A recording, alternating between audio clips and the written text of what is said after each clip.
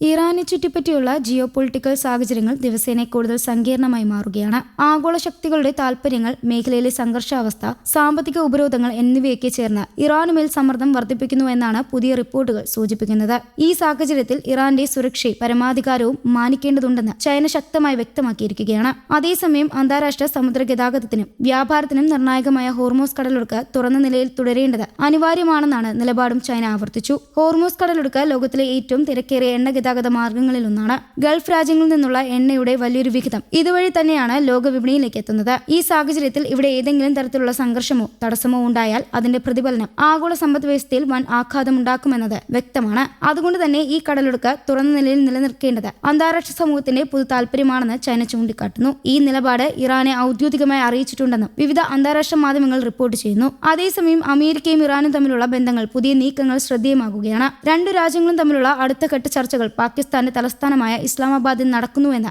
American white house സ്ഥിരീകരിച്ചിട്ടുണ്ട്. ഇത് രണ്ട് രാജ്യങ്ങളും തമ്മിലുള്ള സംഘർഷത്തിൽ 1% സൂചനയായി വിലയിരുത്തപ്പെടുന്നു. മുമ്പ് നടന്ന നിരവധി ഏറ്റുമുട്ടലുകളും പരസ്പര ആരോപണങ്ങളും നിലനിൽക്കുമ്പോഴും നേരിട്ടുള്ള ചർച്ചകൾക്ക് ഇരുവരും തയ്യാറാകുന്നത് ഒരു പോസിറ്റീവ് നീക്കമായി കാണപ്പെടുന്നു. ഗൾഫ് മേഖലയിൽ പൊതുവെ നിലനിൽക്കുന്ന സംഘർഷാവസ്ഥയിൽ ചില മഞ്ഞുരുക്ക സൂചനകളും ഇപ്പോൾ പുറത്തുവരുന്നുണ്ട്. സമീപകാല ആക്രമണങ്ങൾക്കും സംഘർഷങ്ങൾക്കും ശേഷം UAE വൈസ് പ്രസിഡന്റുമായ ഇറാൻ പാർലമെന്റ് സ്പീക്കർ നടത്തിയ സംഭാഷണം ശ്രദ്ധേയമാണ്. ഈ ആശയവിനിമയം മേഖലയിൽ സംഘർഷം കുറയ്ക്കാനുള്ള ഒരു പ്രാരംഭ ശ്രമമായി വിലയിരുത്തപ്പെടുന്നു. ഇത്തരത്തിലുള്ള ചർച്ചകൾ തുടർന്നാൽ ഗൾഫ് മേഖലയിലെ സ്ഥിരതയ്ക്ക് ഇത് ഗുണകരമാകുമെന്ന് വിദഗ്ധർ അഭിപ്രായപ്പെടുന്നു. ഇതിനിടെ സാമ്പത്തിക രംഗത്തും ഇറാനെ ബാധിക്കുന്ന നിർണായക തീരുമാനങ്ങൾ പുറത്തുവരികയാണ്. അമേരിക്കയുടെ ട്രഷറി സെക്രട്ടറി സ്കോട്ട് ബെൻസെറ്റ് വ്യക്തമാക്കിയതനുസരിച്ച് ഇന്ത്യക്ക് റഷ്യ എണ്ണ വാങ്ങാൻ നൽകിയിരുന്ന ഇളവുകൾ ഇനി പുതുക്കില്ല. അതുപോലെ തന്നെ ഇറാനിൽ നിന്നുള്ള എണ്ണ വാങ്ങുന്നതിനും അനുവദിച്ചിരുന്ന ഉപരോധ ഇളവുകൾ ഇനി തുടരില്ല എന്നും അമേരിക്ക വ്യക്തമാക്കിയിട്ടുണ്ട്. ഇത് ഇറാന്റെ എണ്ണ കയറ്റുമതിയെ ഗൗരവമായി ബാധിക്കാനിടയുള്ള ഒരു തീരുമാനമാണ്. ഇന്ത്യ പോലുള്ള വലിയ എണ്ണ ഉപഭോക്തൃ രാജ്യങ്ങൾക്ക് ഈ ഇളവുകൾ ഏറെ നിർണായകമായിരിക്കും. കുറഞ്ഞ വിലയിൽ എണ്ണ ലഭിക്കാനുള്ള അവസരം ഇതിലൂടെ ലഭിച്ചിരുന്നു. എന്നാൽ ഇളവുകൾ അവസാനിക്കുന്നതോടെ ഇന്ത്യക്ക് പുതിയ ഉറവിടങ്ങൾ തേടേണ്ട സാഹചര്യമുണ്ടാകും.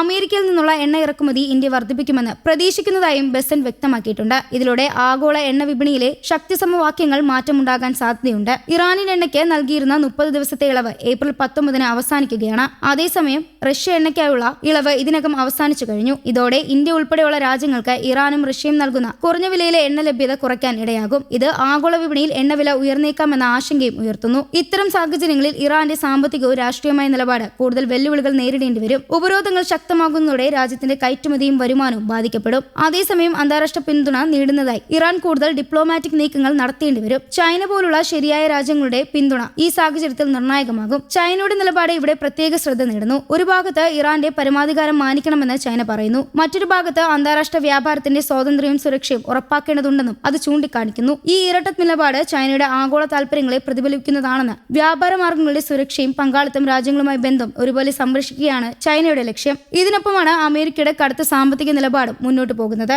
ഉപരോധങ്ങളുടെയും ഇറാൻ സമ്മർദ്ദത്തിലാക്കുകയും അതേസമയം സ്വന്തം ഊർജ്ജ കയറ്റുമതിക്ക് പുതിയ വിപണികൾ കണ്ടെത്തുകയും ചെയ്യുകയാണ് അമേരിക്കയുടെ നീക്കം. ഇന്ത്യ പോലുള്ള രാജ്യങ്ങളെ അമേരിക്കൻ എണ്ണയിലേക്ക് ആകർഷിക്കുന്നതും ഇതിന്റെ ഭാഗമാണ്. News desk Kerala Kaumudi.